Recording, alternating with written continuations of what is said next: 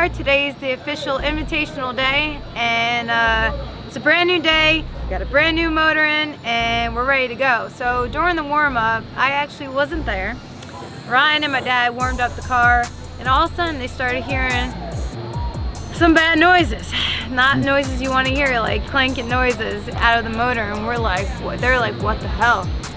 So here's the spiel of this whole situation. When you drop a valve or anything catastrophic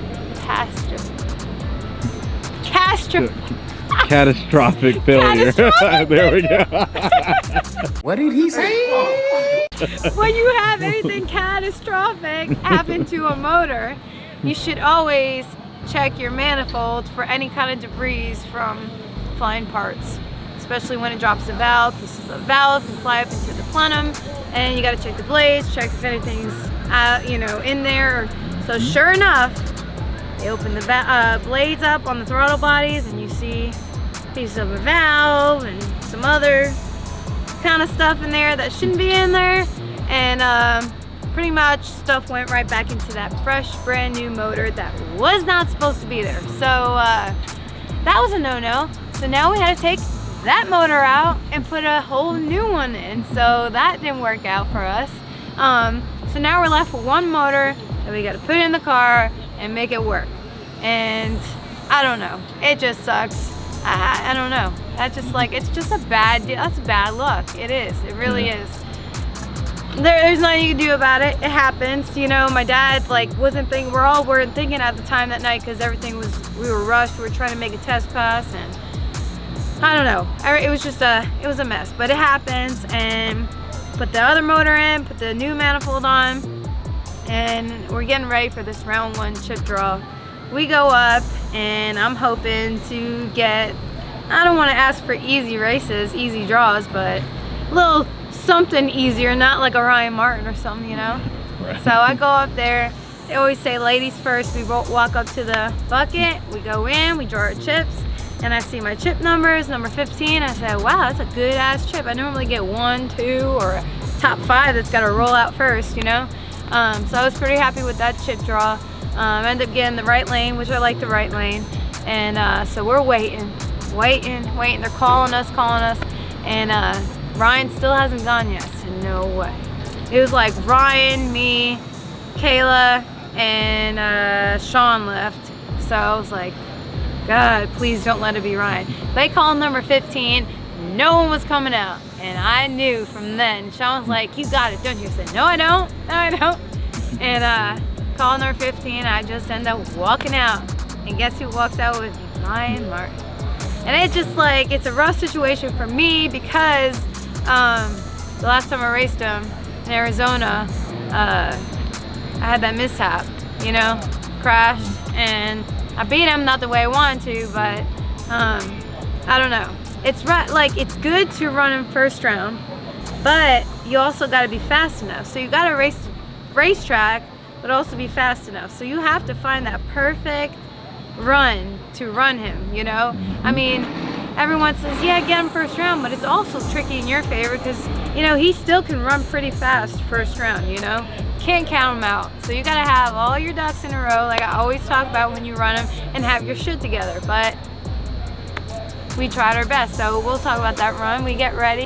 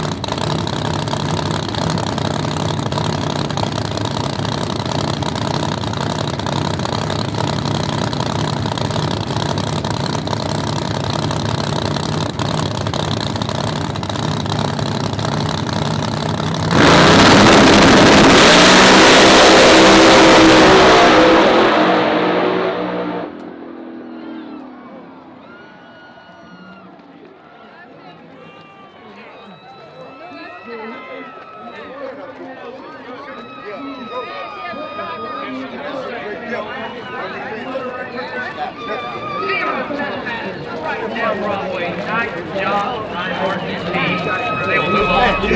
pull up, do my burnout. Motor sounds perfect, great. Back up, and we're getting ready to stage. Seemed like none of us wanted to go in first. He finally rolls in. I go in. I decide to just roll in my second bowl right away, and he goes in. I feel like I left good on the light, but he out 60 foot me like a freight train. I have to say it, like, but not on the light wise. I think it was pretty much he overpowered me on the 60 foot for sure. I mean, it was like a half a car when he left, and it's about stayed there. My car just felt so slow off the hit. I don't know what we did. I don't know if it's just from the motor change or manifold, different manifolds like I talked about. I don't know. The G meter wasn't as high as what we normally run, and it was just showing slow numbers on our VPS.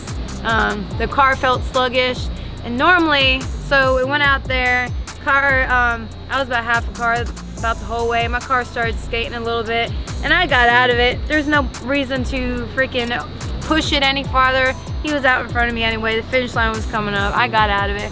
Save it for another day. Not going through that again. And so the thing about my perspective is when you don't get your car rolling in the beginning of a run, especially with our car, our setup, I feel like when you get that car rolling really good, you have a better chance of making it more of a smoother transition out there. But when you're for us nitrous cars, this is nitrous cars, but when you are not getting after enough, right, and then you turn stuff on, that's when the car just gets started stupid, because it's just everything's coming on, and the track on no prep, it gets good, bad, it gets worse and worse from out there. So you don't want to try to get anything on. You want to try to stack the best you can early up front and get that car rolling, momentum, tires going, and then you got a better chance, you know. We don't know. We thought we had enough in the beginning and everything. It's just the car, I don't know, maybe the motor, something with the motor setup or something, but I don't know. I hate going out first round. That's the worst thing.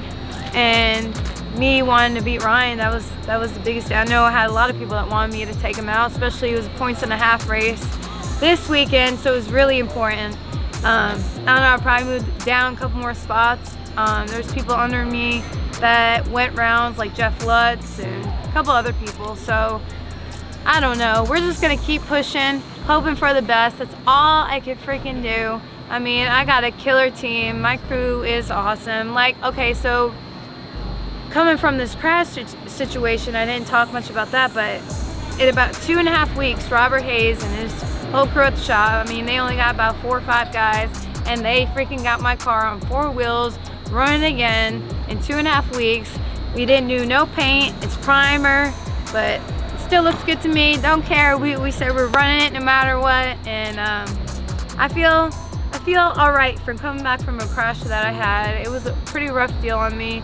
I got pretty shooken up, my head wise. I had like a little mild concussion from it, but moving on from it, when I got back in that seat, it felt like I was home again, which is crazy. You think, you know, I thought maybe I'd get like a little hesitant or like, you know, off about it, but it's weird. I guess when you're doing it for so long, it comes like second nature to you. So I don't know. We got Alabama coming up next, and my dad's got some repairing to do on the motors, which is like super expensive and super timing, like major timing.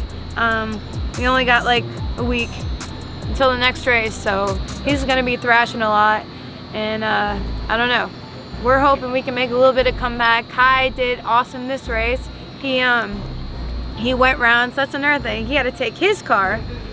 Actually, when we went testing, we were gonna test in Virginia, and the first run, it like, Kai said it felt funny, it blew the tires off, like it just was weird. And he's like, so they brought the car back, took the tires off, Adam got underneath the car, and he spotted a huge crack in the 4-link bracket. Like, I never even seen that before. On a new car, that's like unheard of. I don't, that's crazy. I don't know. That's not a good situation. I feel bad for Kai. He's got, I don't know, he's got kind of screwed a little bit. I hate to say it like that. But our great guys in North Carolina, Robert Hayes shop, this guy Kyle, and all a bunch of other guys that were at the shop, like Adam and all of them, they came, and this guy Kyle, he worked late. I mean, they were like a whole 24 hours, like even more, like making guys' car put back. Like literally, if you seen, like, I don't know, we just got to North Carolina and then they got the car in the shop.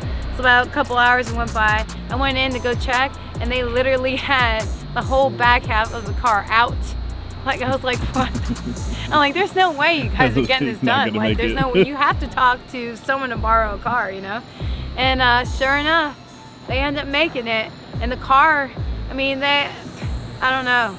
I got to give it to them. They worked their asses off, and Ty's got a lot of drive in him, and the whole team does, and that what makes the whole race program work, you know?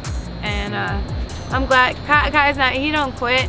I don't know, it makes me happy to see them guys put a whole back half in that car and make it work. And he ended up going to the finals and couldn't ask for a better ending to that deal. So that was good for them, and I'm really happy. So we got to get our act together. Hopefully the last two will be somewhat better for us. We've been struggling, but I don't know, a lot of people don't understand how expensive it is to race out here. We go all over across the United States, and I mean, it costs a lot, you know? And without our sponsors, Edelbrock and Lucas Oil and ACL and all them guys that backed us, like Edelbrock and Lucas Oil have been my two main loyal sponsors that I had since I was racing Pro Nitrous. So you're talking about 6+ years they've been with me, and you couldn't ask for a better partnership with people like that, you know? So very grateful. I want to do my best to make them proud, and all my fans out there that's been supporting me, especially Rockingham, it's been amazing. You know, I do have to say this, you know, after first round, one thing, I don't know, you don't realize, you think everyone, oh, you suck, like you think no one's gonna even want to come see you or whatever, but it really amazes me how much people really do have your back and root for you. Like, still, like, I was down a little bit after losing first round, and I didn't want to come out. I like gave myself like an hour, then I put myself together, and I was like, you know, let's just go out there. But talking to the family, seeing the little girls that come up to me and say, oh, they love you, they love me, that means everything to me. That makes up the whole deal. That gives me a reminder of why I do what I do, you know? So I don't know, they always give me that little fire and that drive to keep going, and that's the whole main reason why I do what I do. So if it wasn't for them, I might have stopped a long time ago. So you guys keep me going, and I appreciate you watching my channel, and you guys are Radical Speed. Thank you for keeping up with me this weekend. I really appreciate it. It's been a crazy weekend, and I don't know, got 2 more races left, so you'll see a lot more soon.